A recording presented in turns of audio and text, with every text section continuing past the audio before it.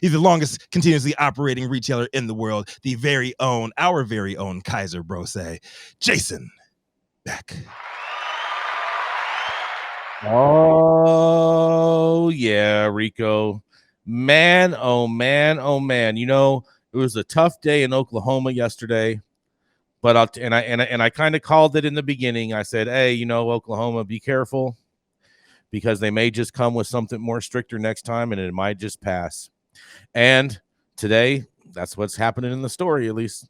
It says Oklahoma lawmaker calls for more regulation and enforcement of marijuana as SQ 820 fails. That's right. Adult use marijuana is not happening in Oklahoma anytime soon after Tuesday night's vote when a large majority of Oklahomans voted against it. Oklahoma is the latest to vote in legalized adult use cannabis, to vote it down, and the most recent states to vote, yeah, we don't need none of that.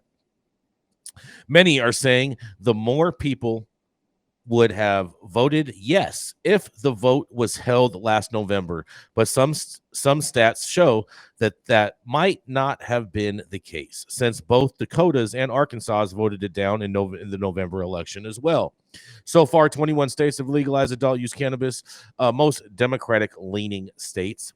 So why did the vote on adult use cannabis fail so badly in Oklahoma? Well, lawmakers think it's a combination of a few things.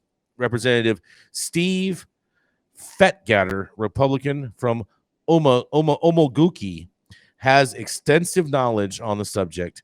He says, we've continued to report on the illegal grows, black market operations, and lack of regulations in the industry, something that Fegatar said could be to blame. In a quote, he says, I think the industry has some cleaning up to do. The state has some cleaning up to do. And that's what we heard loud and clear from the citizens last night, Flanagan said.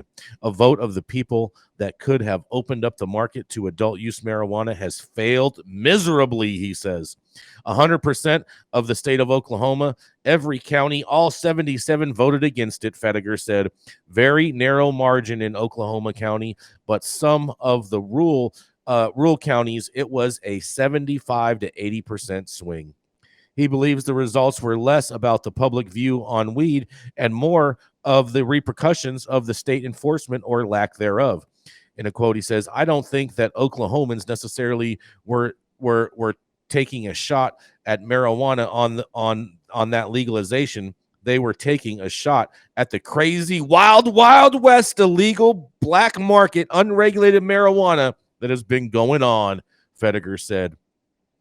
There's been multiple bills introduced to regulate the industry. One of the many Fettiger sponsored passed this week. He's in a quote. He says, currently in the state of Oklahoma, if you have $2,500 and haven't had a felony in 2 years, you fill out a little information, you get a marijuana license, Fettiger said.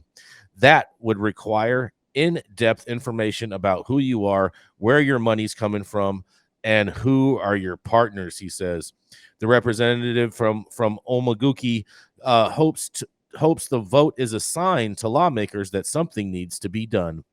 The elected officials of the state of Oklahoma need to do their job, and the last thing we need to hear in this building ever again right now, especially, is I don't want to talk about marijuana, and I've heard that for years, Fettiger said.